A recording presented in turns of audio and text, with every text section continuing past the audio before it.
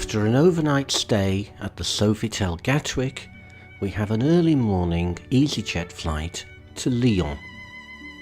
From there, it's only about a half-hour coach ride to join the William Shakespeare in the city centre.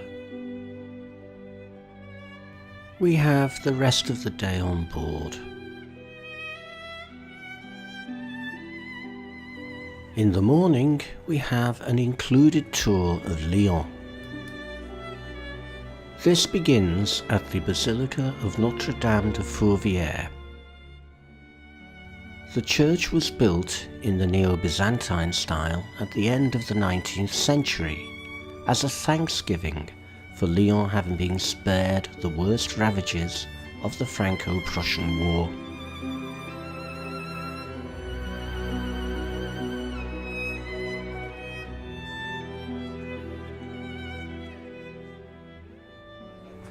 It sits on top of Fourvière Hill, overlooking the old city and the rivers Rhône and Saône. The Saône is the nearer river.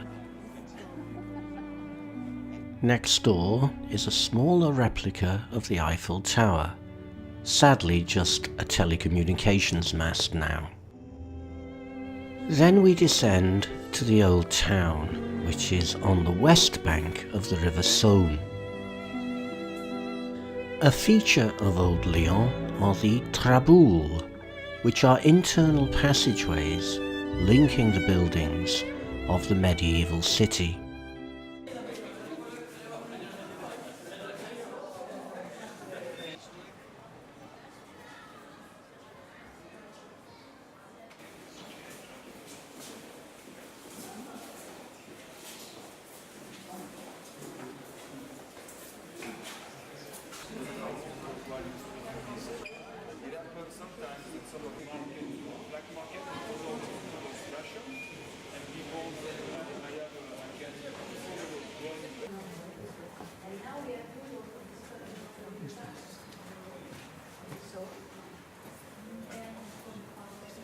Spiral staircases are common in the old city because they save space.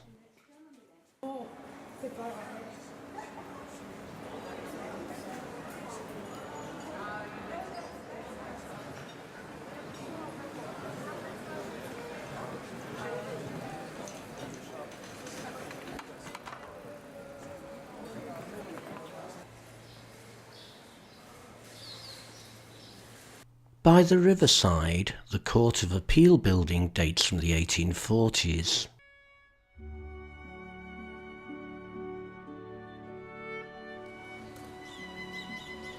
We're back on board for lunch, and then the William Shakespeare sets sail to the confluence of the rivers Rhône and Saône.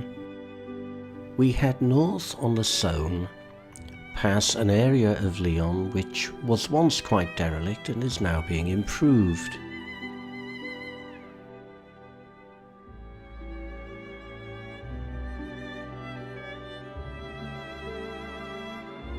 Soon we're passing by the area that we visited in the morning.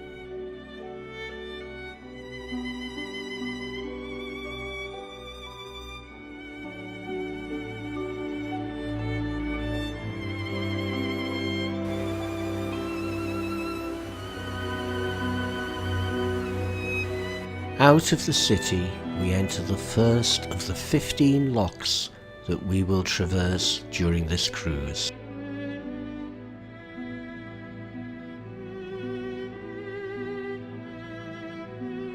In the morning, we wake up in Chalon-sur-Saône. Chalon was the birthplace of Nicéphore Niepce, who in 1826 created the oldest surviving photograph known. There was a trip to the wine region of Beaune, but we decided to stay in Chalon, which has many surviving Renaissance and medieval buildings.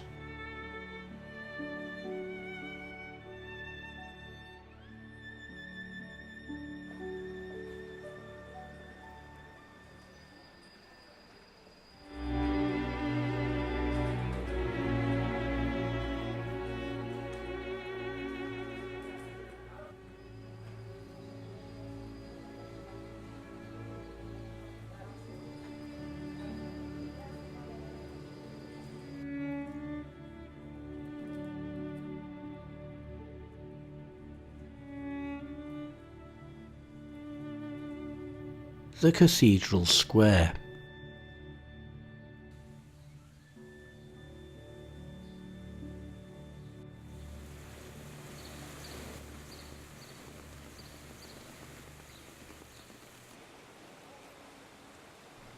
The Gothic Cathedral of St. Vincent has a late 19th century facade.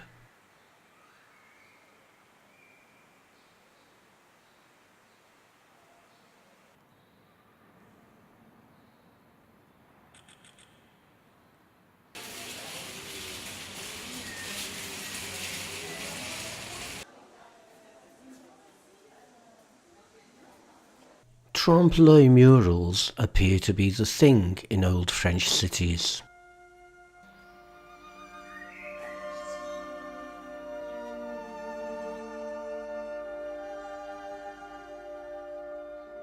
A plaque marks the birthplace of Nicéphore Niepce.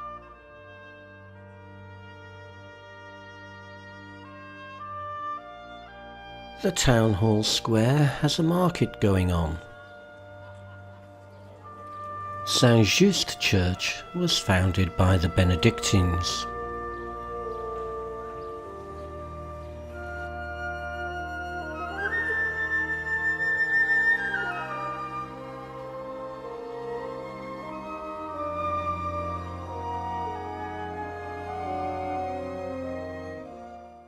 This 13th century chapel was built by the Knights Templar.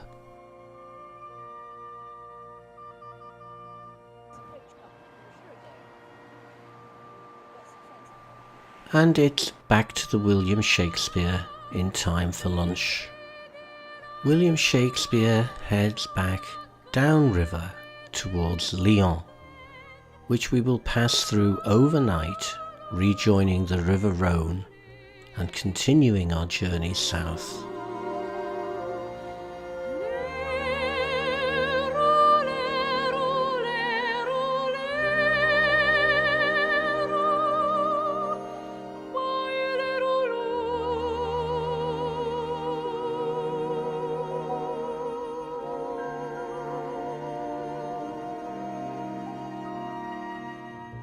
By the morning we have arrived in Vienne. This was a major city of the Roman Empire, a provincial capital. Some Roman remains are visible almost as soon as we leave the ship. The Cathedral of St. Maurice was begun about 1130 and building lasted for many years.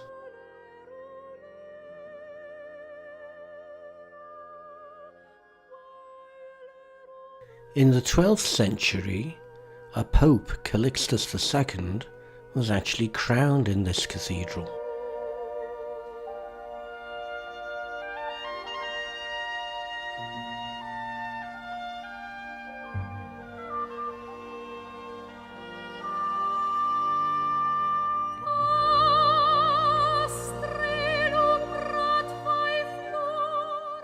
Around the corner is the remarkable site of an almost intact Roman temple dating from the 1st century AD. The temple of Augustus and Livia survived because it was converted into a Christian church.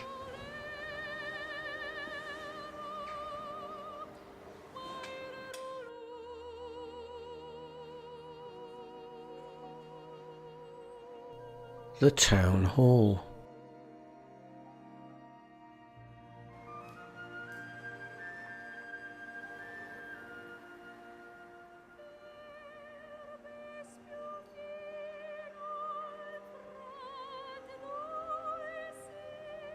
Vienne has a Roman theatre, but it was closed, being got ready for a jazz festival. Some ancient fragments of building in the archaeological park.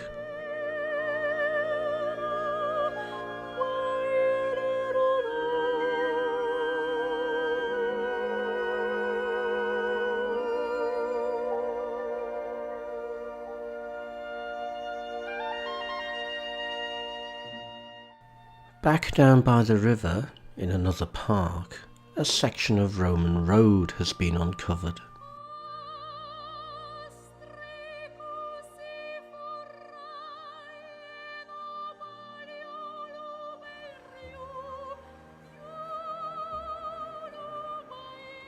Back to the William Shakespeare, ready to sail for the afternoon. Approaching another lock.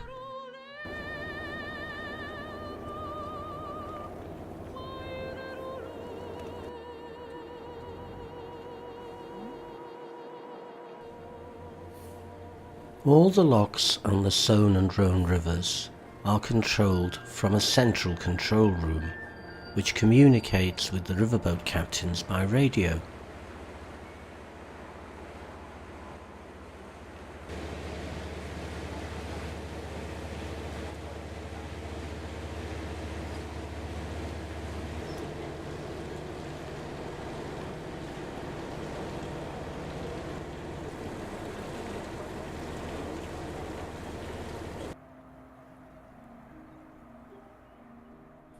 We are approaching Tournon, where we'll moor for the night.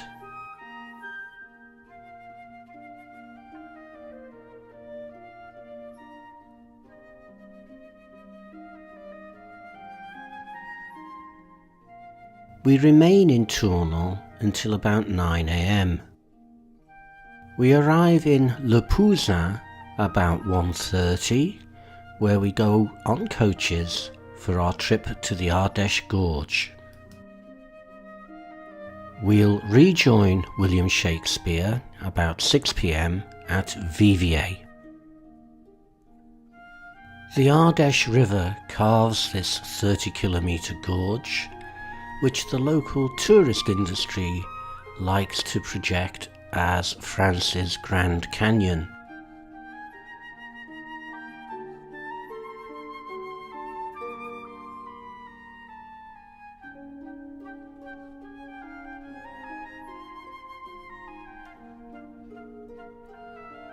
One of the most spectacular sights is the Pont d'Arc, the Arch Bridge.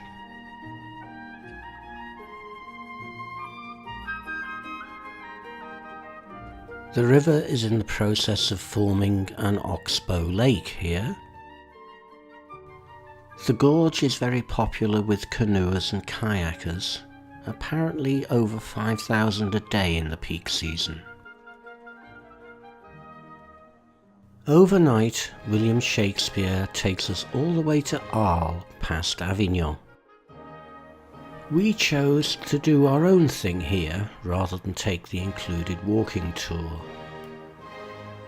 Our aim is to find the Roman amphitheatre, which is about 10 minutes away through parts of the old town. This was built about 90 AD, only a few years after the Colosseum in Rome, after which it is modelled. Only 2 tiers of the original 3 remain. After the fall of the Roman Empire, it was turned into a fortified village. There were apparently 200 homes and 2 chapels in here.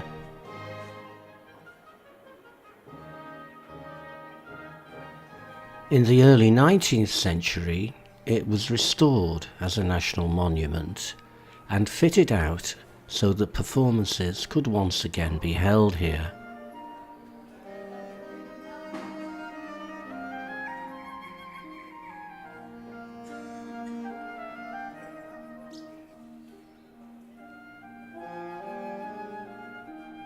Arles also has a Roman theatre, dating from the late 1st century BC.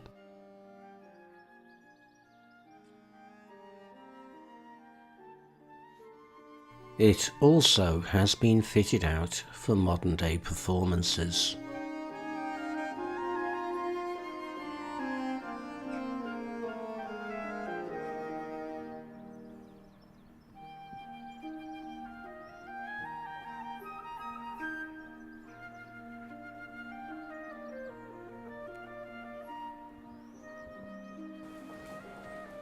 We took our coffee break at the cafe next door to the one made famous in Van Gogh's painting.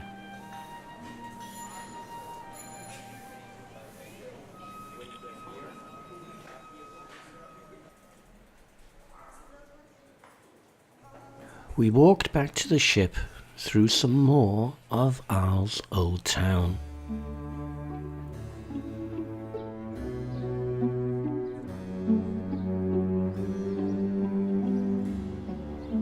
After lunch, we have a coach trip to the Pont du Gard, about 40 kilometres from Arles.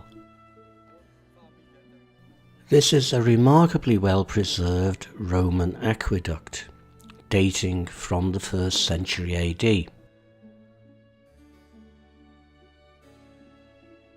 The road bridge attached to it was built in the 18th century.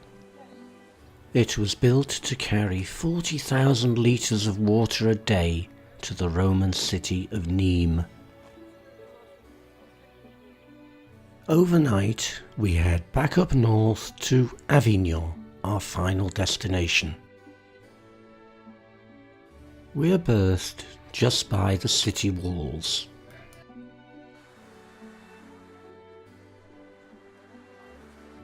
Our walking tour takes us first to the famous bridge. Only 4 arches of the original 22 remain. But this is still one of the most famous bridges in the world.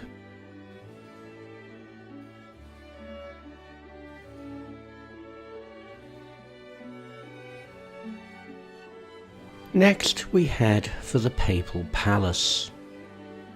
The palace was built mainly in the 14th century, when 7 popes lived here during the exile from Rome. This is the Court of Honour, where visitors would first be received. The Consistory Hall. This was once a state dining room. The Papal Sacristy.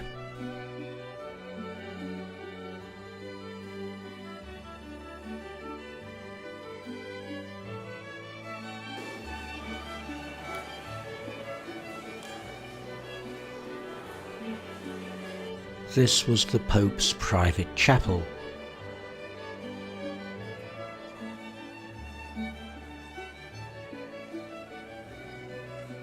Leaving through an impressive doorway to the window where the Pope could bless the crowds, and downstairs to the audience chamber, which has one of the few bits of remaining original fresco on display.